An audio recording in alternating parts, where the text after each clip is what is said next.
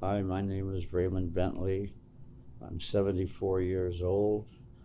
I was a member of the Straight Satans Motorcycle Club, and then a member of the Southern California chapter of the Hells Angels. Let's fucking go!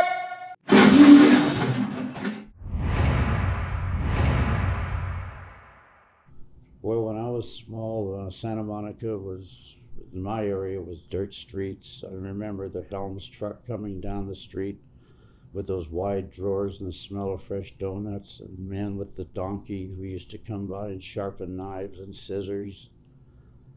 The man who used to come by and deliver milk and everything else. It's all gone. Where I lived was on the Strip. It's a one-block wide area from what is now Olympic Boulevard in Colorado. At the time it was Pennsylvania Avenue, but the Eisenhower supporters were so upset that the name of the street was Pennsylvania Avenue, and it went through such a terrible part of town that they changed the name of the street to Olympic Boulevard from Pennsylvania Avenue. Santa Monica was a hardcore place at that time. They had a middle class, but they were kind of the upper middle, and then they had the very low middle, and then they had us. We were the poorest family in town. I know that because of Christmas. Our class, every class got a family can of salute, something like that, some kind of a present or something for a family. And this one kid, and our teacher was very proud because we had the poorest family in school. This one kid had this hideous orange shirt, and he said he was going to put this in, that way we'd know who was the poorest family in town. And on Christmas morning, there it was. And my father couldn't understand why I wouldn't wear it to school. Well, yeah, when I was growing up, we got the shit beat out of us virtually every day. I'm not talking spankings, I'm talking beatings. Where, he broke my mother's arm once. He broke her jaw once. He beat my brother and I badly. I couldn't even suit up for gym in junior high school, or high school. Because if I took my shirt off, they'd see all the bruises. Try failing gym. It's hard to do. Yeah, there were kids that would, there was one guy, Gary Castile, and he was a really nice guy. He lived about a block away. His mother introduced me to pancakes. I'd never had pancakes before. My mother didn't have time to cook. And then she found out where I lived, and then she told him he couldn't play with me anymore.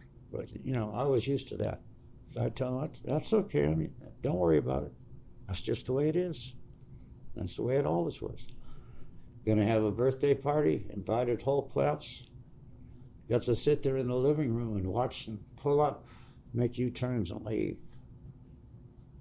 One after the other. The poorest family in town. What do you think it looked like? My brother and I would find excuses not to go to school. I armed myself right away. I had a little French 7-shot revolver.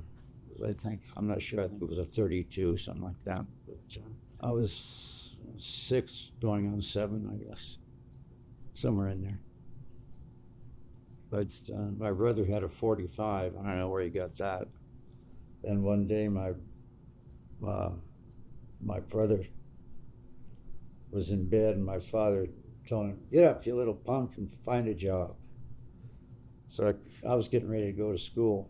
So my brother comes walking out of the bedroom with a 45 in his hand, puts it in my father's face, and my father ducks, and he pulls the trigger and misses.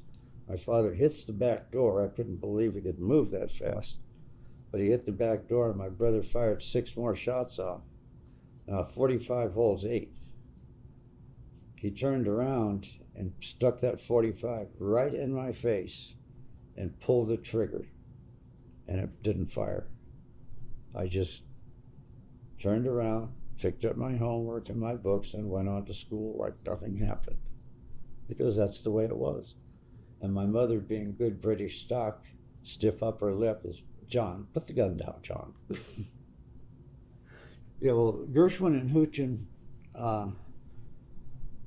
well, if you'll talk to Howard's last name deleted, he'll tell you about the time it picked him up with 3 joints.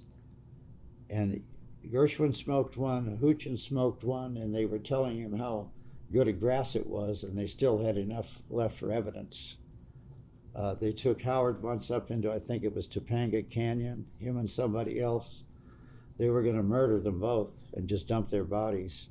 But Howard had enough common sense to twist those handcuffs on his wrists so it left deep marks, so there was no problem. It was handcuffs that were on his wrist. So they just threw him out of there. But What about his friend? Did they kill his friend?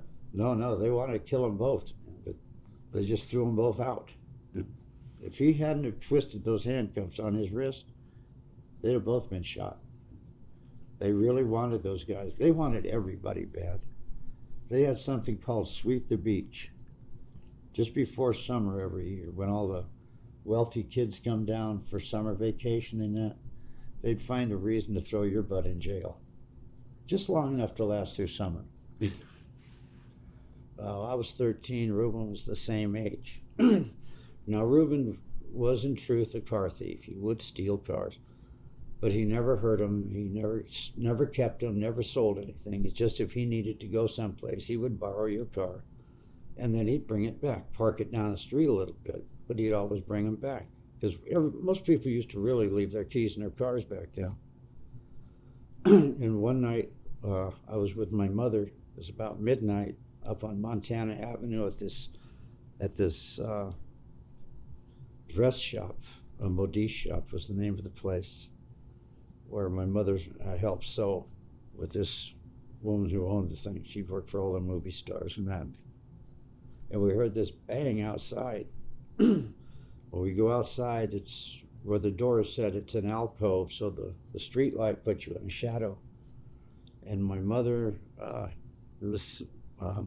Pearl, and myself were standing in the alcove when the policeman yelled, "Okay, Reuben, hold it." So Reuben held it. He said, "Okay, Reuben, you know the procedure," I think the word was. And Reuben raised his right arm, and the cop, of course, not seeing his left arm, shot him. And the early newspaper reports where he was forced to shoot this kid because he looked like he was going for a gun with his left hand. His only problem was that Reuben was a thalidomide baby. Thalidomide babies were given this, mothers were given this drug that supposedly stopped birth defects, but instead children were born with flippers instead of arms. It was just terrible what happened, but he was born without a left arm. So you see, calling him by name means that they knew him, and they shot him. They knew he didn't have a left arm. So after that, our family didn't get along well with the police department. I had policemen drive by me and point their guns at me and cock them, that kind of stuff. But then the end of the street, there was railroad tracks, and on the other side of the railroad tracks was this furnace. And that's where I guess they were mobsters, used to take their bodies and throw them in there and burn them up. You knew it was going on because there'd be a huge shower of sparks. The fire was kept going 24 hours a day. They'd leave it burning in the afternoon with maybe 3 foot of, it was wood that they were going to use, cut-offs and stuff. And they burn instead. What else to do with them? So all this coal was about 3 feet deep. They just throw a body on there and just throw some more wood on top of it, and by Monday morning, there was nothing.